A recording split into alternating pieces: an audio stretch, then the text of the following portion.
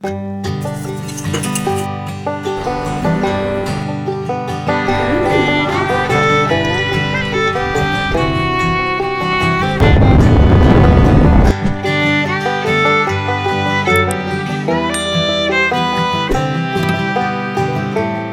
Guys, welcome back to our channel. ఈరోజు video వచ్చేసి last Wednesday మేము ఊరికైతే వెళ్ళాము, టెంపుల్ ఓపెనింగ్ అని చెప్పేసి.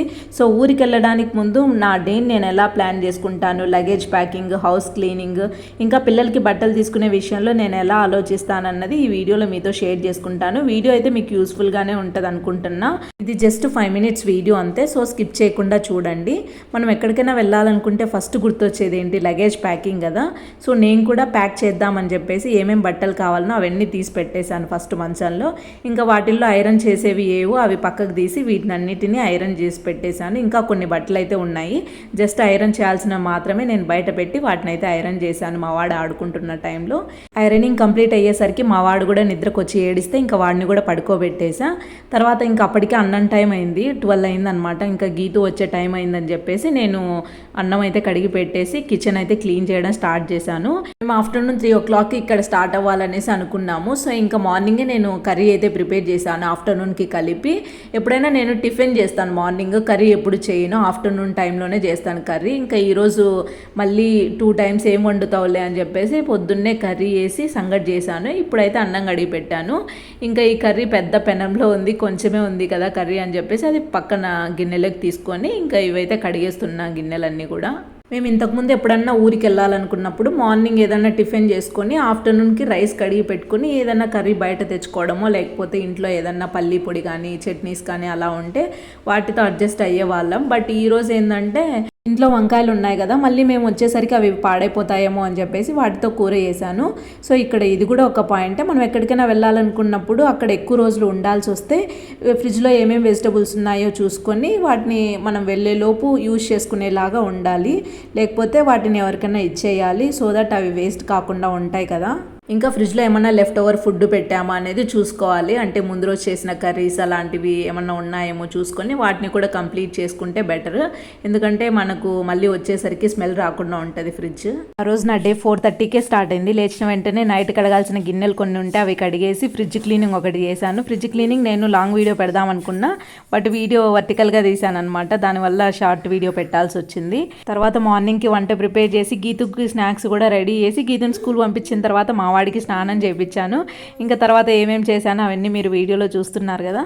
ఇంక ఇప్పుడైతే ప్యాకింగ్ స్టార్ట్ చేసా. లాస్ట్ ఇయర్ మేము కళ్యాణ్ జ్యువెలర్స్లో 1 lakh వర్త్ గోల్డ్ అయితే పర్చేస్ చేసామన్నమాట స్కీమ్లో. అప్పుడు ఈ బ్యాగ్ అయితే ఫ్రీగా ఇచ్చారు. ఇప్పుడు ఇలా యూజ్ అవుతుంది. నావి పిల్లలవి కరెక్ట్గా బట్టలు అయితే సరిపోయాయి ఇందులో. ఇంకా మా ఆయన అయితే మార్నింగ్ తనే ఐరన్ చేసుకొని వేరే బ్యాగ్లో అయితే పెట్టుకున్నారు.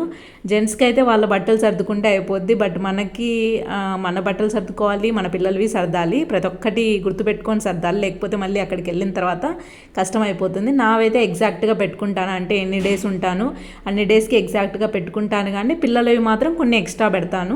ఇంట్లో 2 ఆడపిల్లలు ఉంటే పెద్ద పాపకి వేసిన బట్టలే చిన్న పాపకు కూడా వేస్తూ ఉంటారు కదా, అలా కొంత డబ్బులు అయితే సేవ్ చేస్తుంటారు కదా. నేను కూడా మా పిల్లలిద్దరికీ యూజ్ అయ్యేలాగా ఎక్కువగా ప్యాంటు షర్ట్సే తీసుకుంటాను. చిన్నగా ఉన్నప్పుడు ఆడపిల్లలకి ప్యాంటు షర్ట్ అయినా వేయచ్చు, ఫ్రాక్స్ ఇలా ఏవైనా వేయచ్చు కదా. సో మా గీతుకి ఎక్కువగా నేను ప్యాంటు షర్ట్సే తీసుకుంటాను. ఒకవేళ తనకి పైకి పోతే నితిన్కి వేయచ్చు అని చెప్పేసి.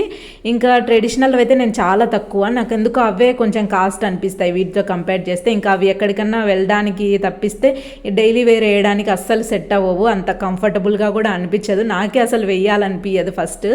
అందుకనే ఎక్కువగా నేను ఇవే తీసుకుంటాను. ఒక 4 or 5 ప్యాంట్స్ తీసుకొని షర్ట్స్ కొంచెం ఎక్కువగా తీసుకుంటే వాటిని మిక్స్ అండ్ మ్యాచ్ చేసి కొంచెం లుక్ అయితే ఎవ్రీ టైం డిఫరెంట్గా చేసుకోవచ్చు. బట్ ఫ్రాక్ అయితే ఒకటి తీసుకుంటే ఇంకా అదే లుక్ ఉంటుంది, బట్ వీటిని అయితే అలా వేసుకోవచ్చు అనమాట. ఇంకా ట్రెడిషనల్వి ఎక్కడికైనా తీసుకెళ్లాలన్నా లేకపోతే ఇంట్లోనే ఎక్కడైనా పెట్టాలన్నా కూడా స్పేస్ ఎక్కువ ఆక్యుపై చేస్తాయి. ఇంకా అవి ఫోల్డింగ్ కూడా కొంచెం కష్టంగా అనిపిస్తుంది వీటితో కంపేర్ చేస్తే. ఇంకొకటి వీళ్ళకి బట్టలు కూడా మనం ఎక్కువ కాస్ట్ పెట్టి కొనకూడదు, ఎందుకంటే వీళ్ళు మనలాగా నీట్గా అయితే పెట్టుకోలేరు కదా.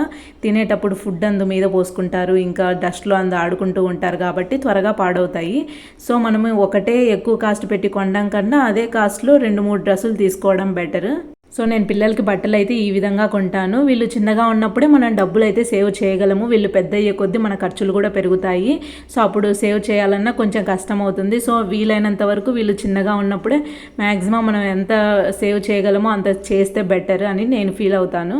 ఇంకా మా ఆయన చెప్పిన టైంకి అంతా రెడీ అవ్వాలని, అంటే నా వల్ల అస్సలు లేట్ అవ్వకూడదు, నీ వల్లనే లేట్ అయింది అనే మాట రాకూడదు అని చెప్పేసి ఎవ్రీ మినిట్ని కూడా నేను వేస్ట్ చేయకుండా ఫాస్ట్గా పనులు అయితే కంప్లీట్ చేసుకుని ఎగ్జాక్ట్గా మా ఆయన చెప్పిన టైంకి అయితే రెడీ అయ్యాను. మేము కరెక్ట్గా 3:20కి అయితే స్టార్ట్ అయ్యాము. బయట ఎండ చూస్తే మామూలుగా లేదు, అందుకనే క్యాబ్ పెట్టుకున్నాను. ఇప్పుడైతే మేము 100 కిలోమీటర్స్ ట్రావెల్ చేయాలి, అది కూడా ఎలక్ట్రికల్ స్కూటీలో.